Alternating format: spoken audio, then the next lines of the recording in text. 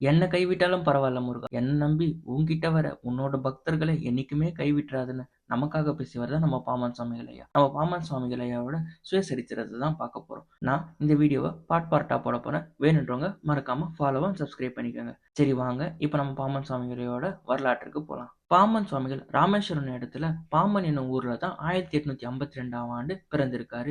இவங்க அப்பா பேரு சாத்தப்ப பிள்ளை, இவங்க அம்மா பேரு செங்கமலம். இவங்க அப்பா அம்மா இவர்கிட்ட பேர் தான் அப்பாவு. இவர் தன் சின்ன வயசுலயே கிறிஸ்துவ பள்ளியில சேர்ந்து படிக்க ஆரம்பிச்சிட்டாரு. இவருக்கு தமிழ் மீதுல ரொம்ப ஆர்வமா இருக்காரு. அதனால தமிழ் பரீட்சையில நிறைய மார்க்கும் எடுக்கிறாரு. நிறைய பரிசுகளும் பெற்றார். இவர் பள்ளிக்கு செல்லும் பொழுது நடுவுல ஒரு கிறிஸ்துவ கோயில் இருக்கு. அந்த கிறிஸ்துவ கோயிலை தாண்டும் பொழுதெல்லாம் கை கூப்பி கடவுளை வேண்டிட்டு தான் போவாராம். இவர் அறிவுல ரொம்பவே சிறந்து விளங்கினாராம். ஒரு நாள் இவரும் 5-6 வயசு உடைய பசங்களும் குந்துக்கால் என்னும் இடத்துல ஒரு விழுந்து கிடந்த தென்னை மரத்து மேல உட்கார்ந்துட்டு இருந்தாங்களாம். அந்த ஊர்ல இருந்து இலங்கைத்தீவுக்கு நிறைய பேர் போவாங்களாம். அந்த கும்பல்ல ஒருத்தர் ஒரு ஜோதிடராம். அவர் இவங்கள பார்த்து, சிறுவர்களா நீங்கள் பாமன் என்னும் ஊரை சார்ந்தவர்களா? நான் ஒரு ஜோதிடர் அப்படின்னு சொல்லிட்டு சொன்னாராம். உடனே இந்த சின்ன பசங்க எல்லாம் சேர்ந்து தனது கைகளை நீட்டி, ஐயா எனக்கு ஜோதிடம் பாருங்க அப்படின்னு சொல்லிட்டு சொன்னாங்களாம். உடனே அவரும் இவங்க கையை பார்த்துட்டு, ஒன்றும் பெருசா விசேஷம் இல்லப்பா அப்படின்னு சொல்லிட்டாராம். கூடவே பாமன் சுவாமிகள் இருந்ததால, தம்பி உன் கையை நீட்டுப்பா அப்படின்னு சொல்லிட்டு கேட்டாராம். இவரும் கையை நீட்ட, இவர் கையை பார்த்துட்டு, உன் நாக்கை நீட்டுப்பா அப்படின்னு சொல்லிட்டு சொன்னாராம். உடனே அவரும் தனது நாக்கை நீட்டினாராம். இவர் நாக்கையும் கையையும் பார்த்துட்டு, தம்பி நீ ஒரு மிகப்பெரிய வித்வானா வரப்போற,